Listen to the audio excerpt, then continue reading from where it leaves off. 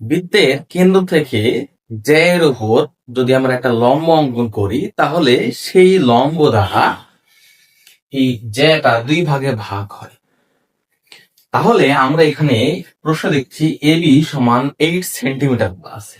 এ থেকে বি পর্যন্ত যদি 8 হয় তাহলে এ থেকে সি পর্যন্ত এই অংশটুকু আমাদের 4 হবে এবং বি থেকে সি পর্যন্ত সেটাও আমাদের 4 হবে। এরপরে আমাদের প্রশ্নে বলছে যে ব্যাসার্ধ নির্ণয় করতে হবে। তাহলে ব্যাসার্ধ কি? ব্যাসার্ধ হচ্ছে ওবি।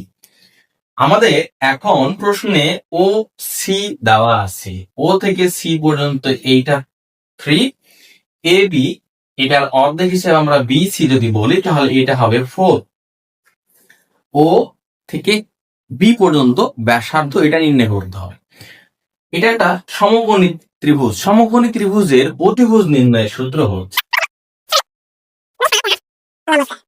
ভূমি 4 স্কয়ার প্লাস লম্ব 3 স্কয়ার